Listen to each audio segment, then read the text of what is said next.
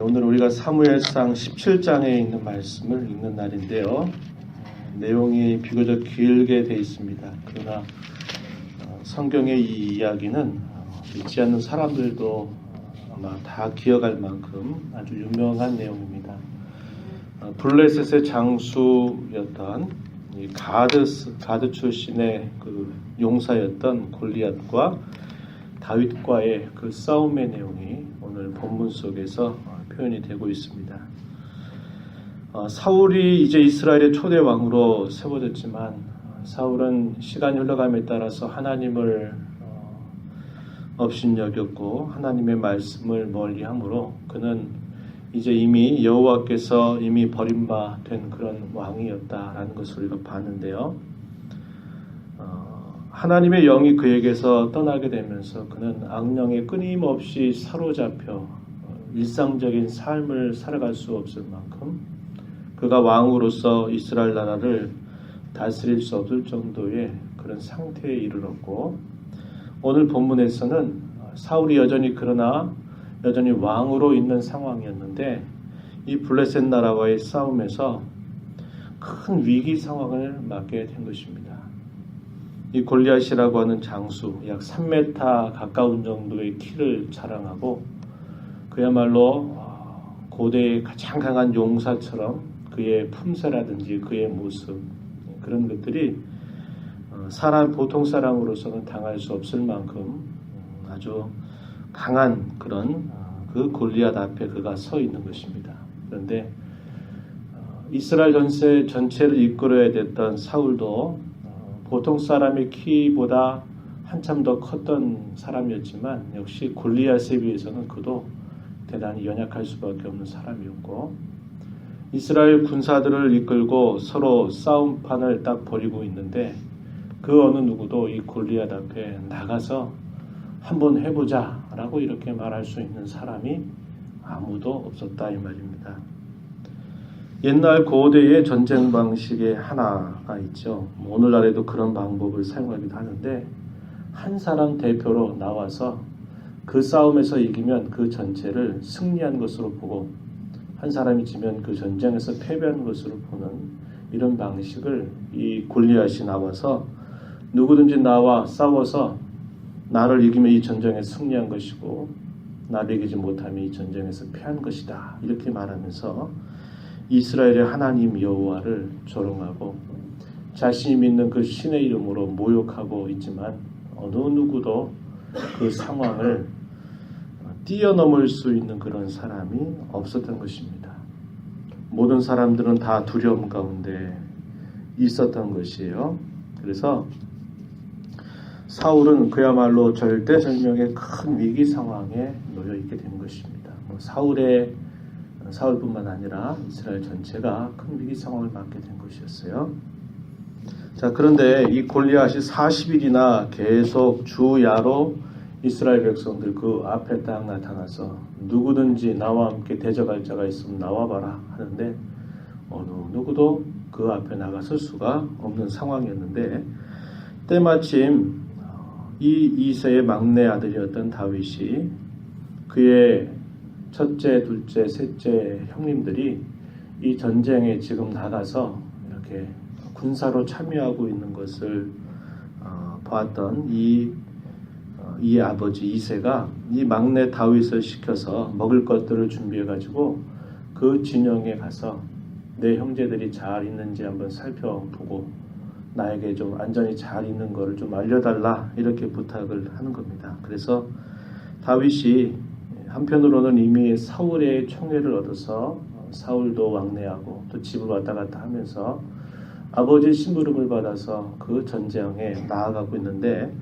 그날도 역시 골리앗이 나와서 이스라엘 하나님을 모독하고 또 이스라엘 백성들을 수치스럽게 말을 하고 있는 그 이야기를 다윗이 듣게 된 것입니다. 어느 누구도 다른 생각을 하지 못하는 그 상황 속에 다윗이 그 말을 듣고는 그 마음속에 분노를 참을 수가 없었던 것입니다. 26절 가서 보면 이렇게 다윗이 그 말을 듣고는 이렇게 반응해요. 26절 다윗이 곁에 서 있는 사람들에게 말하여 이르되 이 블레셋 사람을 죽여 이스라엘의 치욕을 제거하는 사람에게는 어떠한 대우를 하겠느냐. 이 할례 받지 않은 블레셋 사람이 누구이기에 살아 계시는 하나님의 군대를 모욕하겠느냐. 이렇게 말을 하는 겁니다.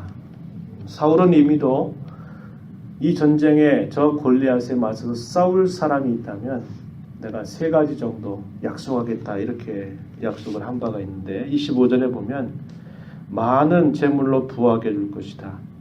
자기의 딸을 그에게 주겠다. 이스라엘 중에서 세금을 면제하겠다. 이러한 3가지의 약속을 던지지만 누구도 그 상황에 맞서서 나갈 수 있는 사람이 아무도 없었던 거예요. 다윗은 그 이야기를 들었을 뿐만 아니라 과연 도대체 저 사람이 누구이기에 이 살아계신 하나님의 군대를 모욕하느냐, 이렇게 말하는 겁니다. 이 말을 듣고 그의 형이었던 엘리압은 그를 향해서 막 책망하는 이야기를 하지만 또 다른 사람이 이 말을 듣고 이 말을 사울에게 보고하게 됩니다. 그랬더니 사울이 다윗을 불러요. 그러면서 하는 말 33절에 보면 내가 가서 블레셋 사람과 싸울 수 없으니 너는 소년이요 그는 어려서부터 용사임이니라, 이렇게 말하는 것입니다. 그러자 다윗이 말해요. 자기가 목자로서 어떻게 자기의 맡겨주신 양떼를 하나님의 도우심으로 지켜왔는가 하는 이야기들을 쭉 이야기합니다. 34절 이하에 보면 사자나 곰이 와서 양떼에서 새끼를 물어가면 내가 따라가서 그것을 치고 그 입에서 새끼를 건져내었고 그것이 일어나 나를 해하려고 하면 내가 그 수염을 잡고 그것을 쳐 죽였나이다. 주의 종이 사자와 곰도 쳤은즉 살아계신 하나님의 군대를 모욕한 이 할례 받지 않은 블레셋 사람이리까 그가 그 짐승의 하나와 같이 될 것입니다. 이렇게 사울에게 말해요. 도대체 어디에서 이러한 용기백배한 이런 말들을 할 수 있겠습니까?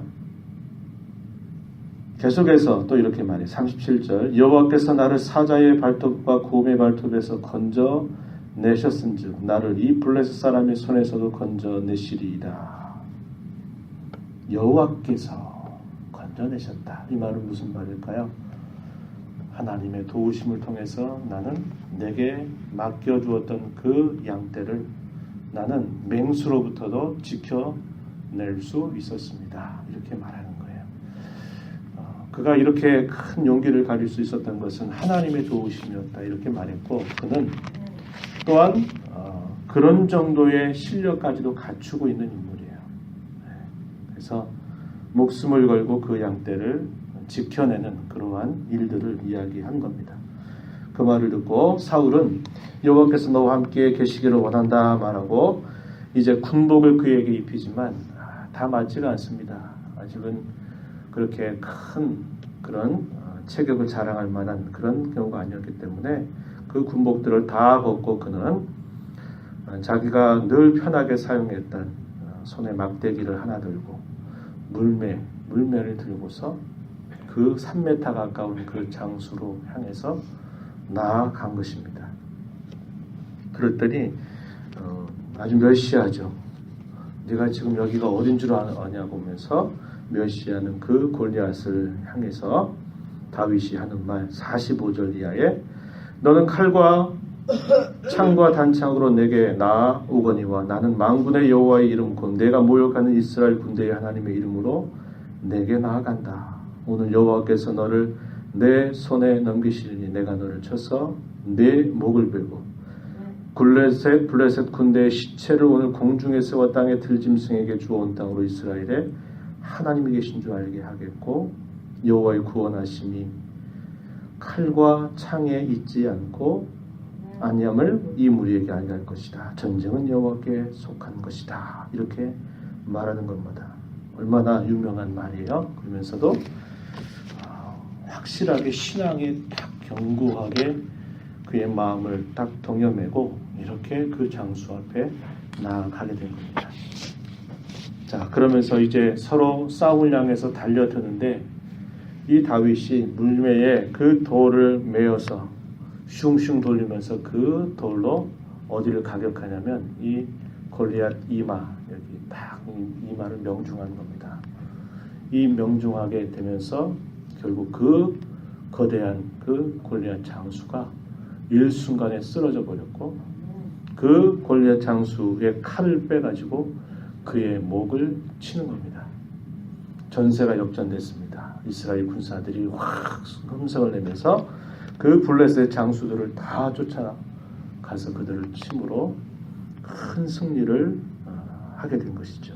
그래서 사울은 이제 자기의 왕으로서의 역할들을 감당할 수 없는 상황이 되어버렸고, 하나님은 이 사건을 통해서 다윗을 이제 이스라엘 백성들 앞에 이제 세워가시는 역사를 펼쳐가시게 되는 것이죠.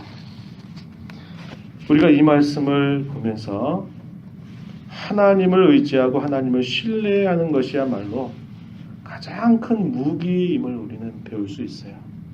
어떤 상황이든지 그것이 우리의 삶 속에 주어져 있는 어떤 난관이나 어려움도 마찬가지고, 또 우리가 늘 싸워가는 영적인 전쟁, 영적인 싸움 속에서도 우리에게 가장 강력한 무기는 뭐냐? 하나님을 향해서 온전히 그분을 바라보고 신뢰하고 붙잡는 것, 그것이 가장 큰 무기임을 우리는 배울 수 있는 겁니다. 또한 우리가 이 땅에 살아가면서 우리 성도들은 외적으로 어떤 환경적으로 어려움과 난관을 만나게 될 때 그것을 단순히 그냥 있는 일이구나 이렇게 생각할 것이 아니고, 이런 상황들을 통해서 항상 영적인 전쟁을 생각하는 지혜를 배워야 되는 것이고, 이런 영적인 전쟁으로 생각하면서 우리에게 가장 강력하고 유일한 무기라 그러면 다른 게 아니고 오직 하나님을 견고하게 붙잡는 것이고, 그분을 의지하는 것에 있음을 우리가 잘 배워야 되겠다 하는 것입니다. 다윗이 이렇게 말할 수 있었던 것은 그가 하나님을 온전히 붙잡고 있었기 때문에 남들이 보지 못하는 것들을 그는 볼 수 있었고, 또 그것을 보았던 대로 그는 결국 큰 승리로 하나님께 영광을 돌릴 수 있었던 것입니다. 저희가 이 땅에 살면서 하나님이 언제나 함께 하심을 바라보고 하나님을 의지하며 우리 모든 삶을 영적인 그런 안목과 그런 자세를 가지고 잘 이겨나가는 복된 삶이 되기를 진심으로 바랍니다. 하나님 아버지 감사합니다. 오늘도 주님 저희들 인도해 주셔서 성령 받은 자로 이 하루를 살게 하시고, 또 저희에게 주시는 하나님의 말씀을 통해서 저희의 살아가는 인생 속에 언제나 함께 하시는 하나님을 저희가 온전히 바라보고 붙잡고 신뢰하는 것이 우리의 모든 삶을 또 모든 역경을 이겨나갈 수 있는 유일한 무기임을 저희가 배우고, 또 우리의 상황들 속에서 늘 상황을 상황으로만 보지 않고 영적인 안목을 가지고 늘 바라볼 수 있는 그런 신앙의 걸음이 될 것을 우리에게 교훈해 주셨사오니, 저희들이 맡고 있는 여러 환경이나 어려움들 속에서 낙심하고 절망하지 않게 하시고 함께 하시는 하나님의 능력과 은혜를 바라보면서 온전히 주님을 붙잡는 저희 모두가 되도록 인도하여 주옵소서. 은혜의 보좌 앞에 나와 간곡하게 간구하는 주의 백성들의 간구에 귀를 기울여 주시옵시고 하나님의 영광을 나타내 주시옵소서. 예수님 귀하신 이름으로 기도하옵나이다. 아멘.